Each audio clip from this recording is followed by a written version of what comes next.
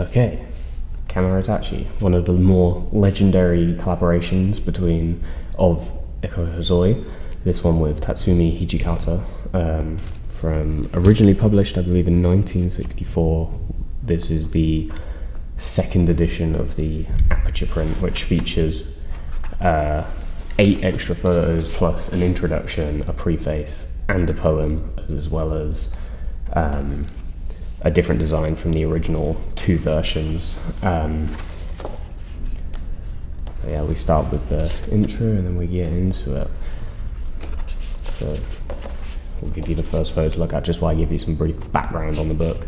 So Hijikata and Hosoe were lifelong friends, and they sort of came together to produce this book. Hosoe wanted to photograph Hijikata in his home village, which also turned out to be Hosoe's home village as well, just by pure chance, if anything.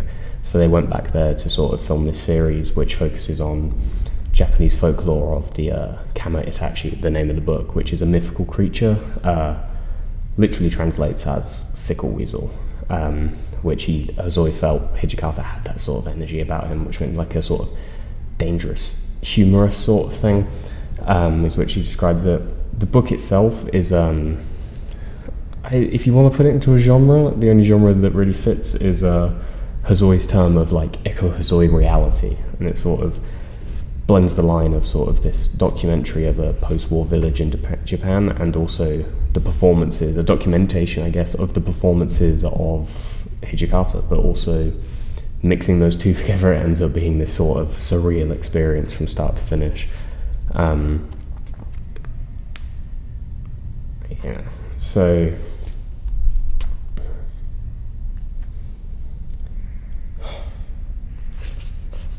we open up on some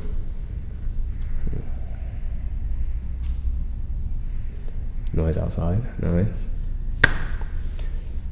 The book features, it starts off in the village and then it heads to a more inland. The book starts off in the village and then also explores regions of Tokyo and different places, following sort of, as many have pointed out, Eikoh Hosoe's sort of post-war trajectory through life, and there's some speculation around why that is, but no one's really sure. This version of the book also features some studio shots as well, which are interesting within themselves, although personally I feel I don't know whether they had a takeaway, but they're interesting nonetheless.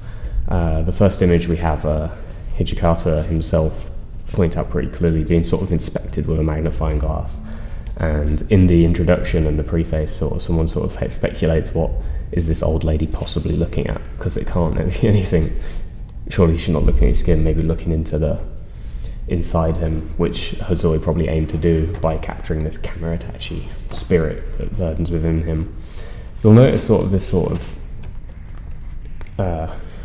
maybe odd expressions or dances. Hijikata was a dancer of Ankobuto, which is like a word and a style he sort of designed, which was meant, it's not, Hosoe describes it as not graceful, but maybe more Japanese in a way of dance, and you'll find that he's sort of almost playing around in these villages and towns and stuff like that, but he definitely comes off as sort of a devilish figure, like here, watching this woman with a baby with this almost evil eye.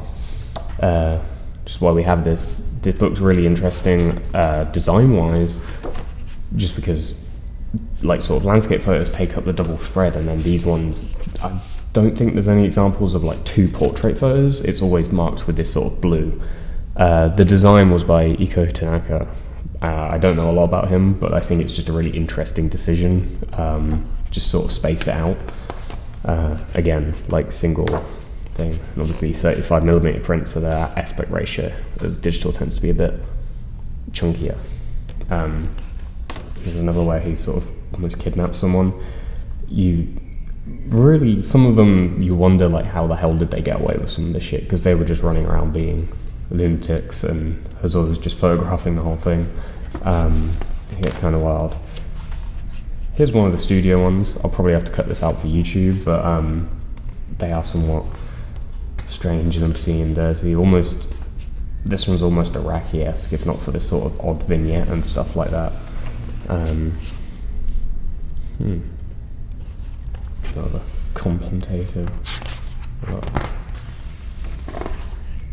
This one's really interesting because the first time I saw this, I actually didn't notice Hijikata in the background there with his sort of like devil horns poking up, watching this child roll by and stuff. And it's very, they almost described it as like at first the project, the villagers were kind of either ignoring them or sort of very wary. And you'll notice as it goes on, they kind of just accepted it as almost like him being part of the village. They kind of almost wanted to create a sense of like, almost like a film where Hijikata was star and the rest of the people were like the actors, and they made the village almost like a theatre of sorts. Which, like I say, you end up with a sort of Eikoh Hosoe reality, as he coins it.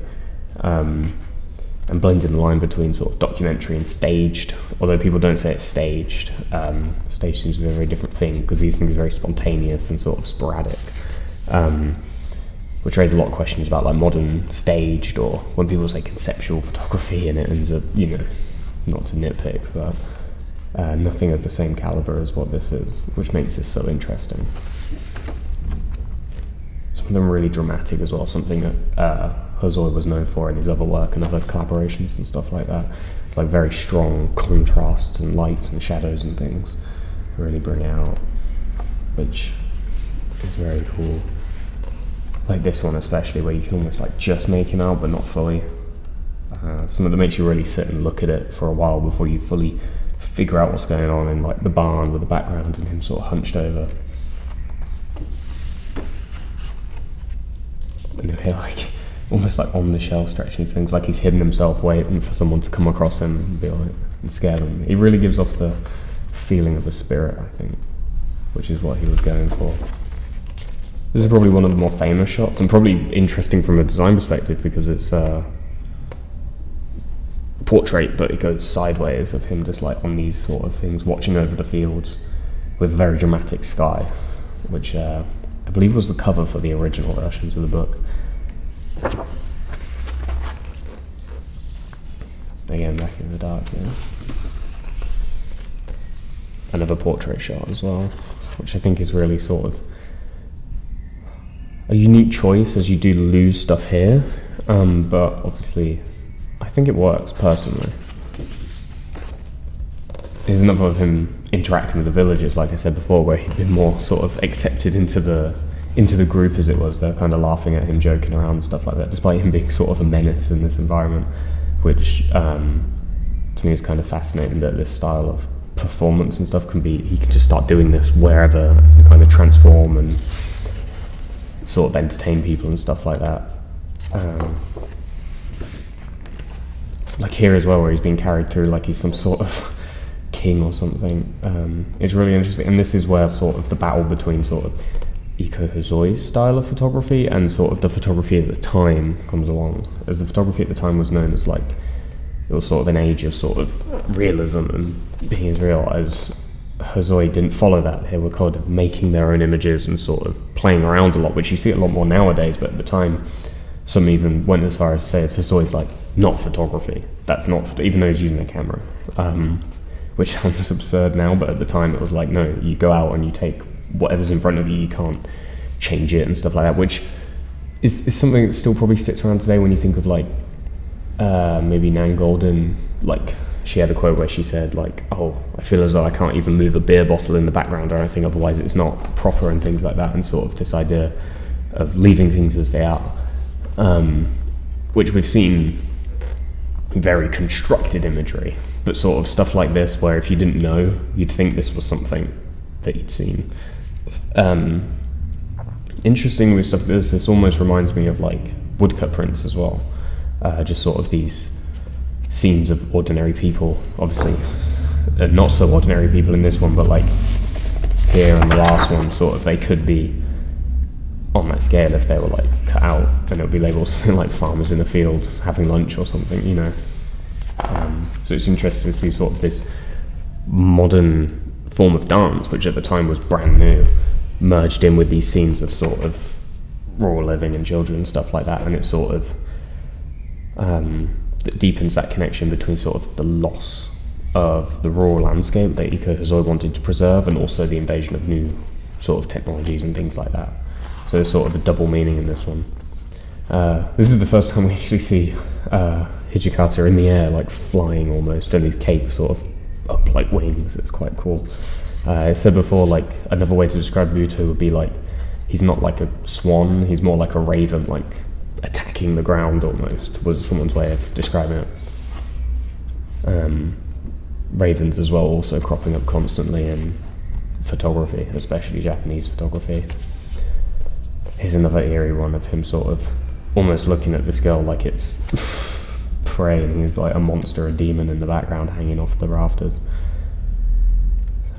But the thing with a lot of these photos, they're like very striking, very strange.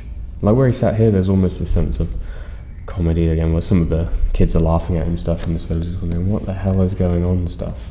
Then you sort of have these dilapidated houses at the back as well. It's all combined together.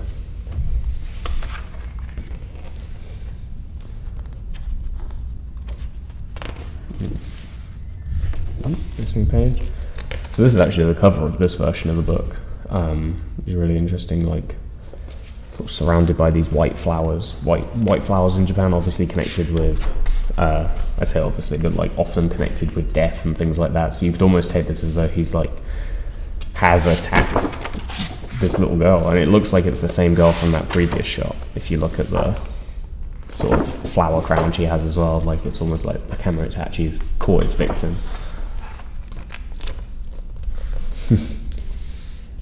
You know, this is the first time I'm looking at this one I've noticed he's got a hammer, almost like he's here to destroy, and you can see all these sort of rips in the house and stuff. Like, going back to that sort of thing before, where I was like, not only is he this mythical creature, but he's also representative of sort of the change of rural Japan, which is being lost. He's like literally here with a hammer, almost like a demolition agent to like rip it down by himself. Here's him and that little girl again. They're like mimicking each other's poses. Maybe it's like a vampiric thing. He like turned her into a Kamaitachi. They're holding out their hands. Like, I don't know. This is the thing about this book, is like you come back to it and you sort of speculate multiple times. And like here where he's like defending her, breaking her neck, I don't know. But you've got these white flowers again. And we're there together.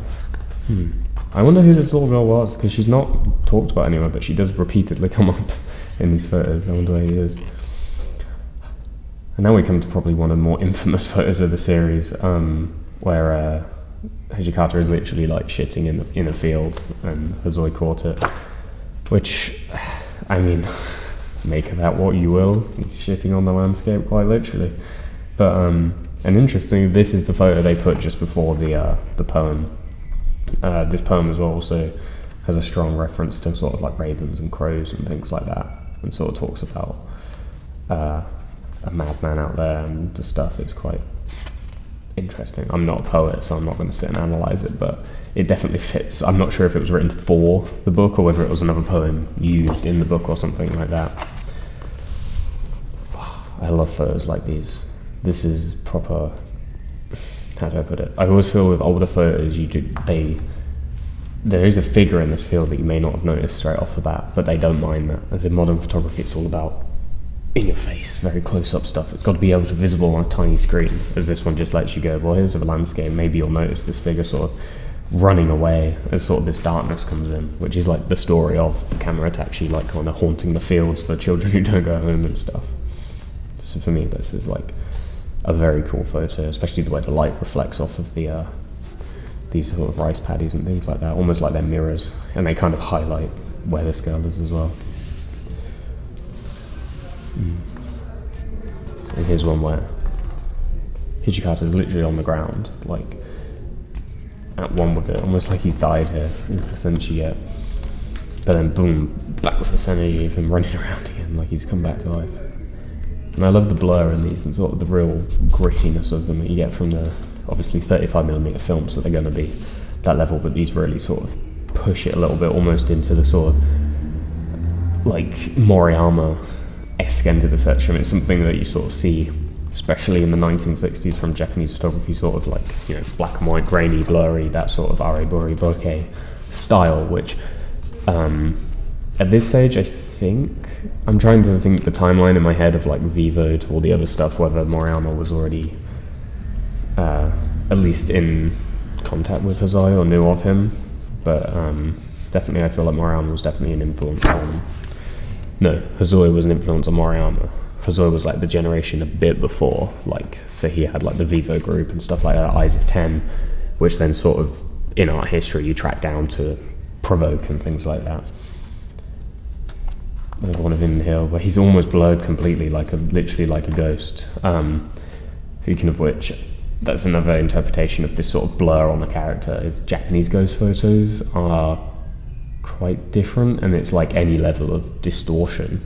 So they're known for, like, I don't know whether you've seen Polaroid in the Ring or anything like that, or where people have extra limbs in the photograph and things like that. It's quite interesting. They're quite different from ghost photos we have here, like those Victorian era, like, a translucent person or something. It's all about sort of the way cameras merge and blend you up, basically. It's sort of the sign of possession, which kind of adds to this feeling of him being this madman out in the fields. These ones feel almost like not so much him engaging with the villagers, like when the villagers find a Kamaitachi, but just Kamaitachi being in its natural habitat of like jumping around. My friend said this one almost he looks like a horse, or he's on some sort of invisible horse, which I think is kind of cool. Here's another one. So blending the tradition in. This is I don't want to fudge it, but in the intro it talks about this photo in particular. And she's some sort of bride, and she's doing a traditional, just like 3 drinks of sake or something, and you have Hijikata at the top watching over like this impending doom, which again you have these sort of traditions fighting against sort of the modern, which he seems to represent this book. And as well, like these sort of nice, that sort of covering up the sort of dilapidation of these houses behind as well, when she's very elegantly dressed, and sort of a way of saying maybe these traditions won't be around much longer. Here she is again, a demon right next to her, it almost looks like. Looks like she's being confronted, she's being drawn in. Yeah, and this photo is talked about as well, as they're like, now they're both out in the fields and she's drinking. Almost like she's been sort of swayed by the Kamaitachi to break tradition and do whatever she wants. It's a very striking photo. It almost could be, even just each one on its own would be interesting. I quite like it. You know, it's not a Japanese photo book if it doesn't have cherry blossoms in it, I suppose. And you have him in the tree at the bottom, and it sort of fills the frame. And this also feels like a woodcut as well, kind of like this mythical creature and a, you know, sign of the seasons and things like that was popular in woodcuts. And also the way these branches are almost like shadowed out is something I've seen a lot as well. Actually, almost like he's basking in it, like loving it, like at peace. And here again, him looking very demonesque, almost with a thumbs up. And this is where this, like, I feel like the style changes a bit between these ones, and like these feel very different with the way it uses. These might be somewhere else, like even compared to here. There's very interesting compositions.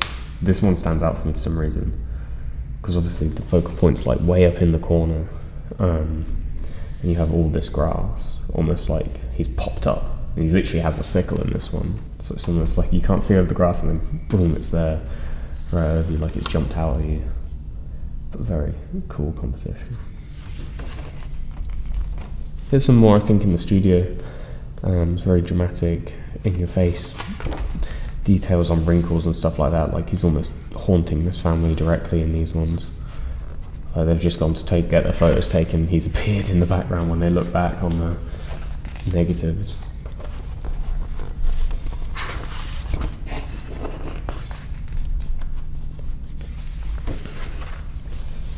These are the ones I don't know how to feel about. I really sort of have mixed feelings on some of these compared to the other ones in the book. There's definitely a lot going on, like he's holding something in his toes, there's like paint on him. Maybe they'd literally just painted a room for a studio or something, but they are quite interesting nonetheless. You find out about a lot of photo series that not only is there like the ones it's known for, but then also the sort of lesser known photos as well, which I always find interesting to sort of find out about. Like Ravens has like Polaroids and colour photos that go along with it that weren't used in the known series but still exist, and those sometimes sort of bring a new edge or sometimes destroy a series if you're not careful. And it kind of makes an interesting debate of what should be left in, what should be taken out, because assumably if those were the 8 new ones, then there's also other stuff that got left behind as well. Another one of him in the rise phase. Then this one where he's almost like thrown back and you can see his face, which is really quite dramatic now I'm looking at it. I've never noticed his face at the top though, just on the cusp of where the sky gets dark as well. This is a very famous photo as well. This is the one you often see online of him literally running through the fields with this like eclipse almost look. It's very cool. And this one as well I quite like. There's some of that I feel like would only work in print, would have to be very careful how you print, just because there's like the dark here, which I don't even know if it's coming up on the GoPro, but of like the tree line, and then the actual night sky which has been illuminated by the moon. And then sort of like, I imagine there's like a flash brought in, which creates the illusion that like the moon's literally lighting him. He's almost like moon bathing at night. He's like nude in the shot, out in the mud. But like I said, like Eikoh Hosoe style, a very dramatic photo nonetheless. There's another one like that as well, where actually the exposure's made the moon like dash, but it sort of mirrors him almost like he's dancing with the moon. Which I quite like the effect of. Here's a very another dramatic one, another story from it as well, where he's kidnapped a baby.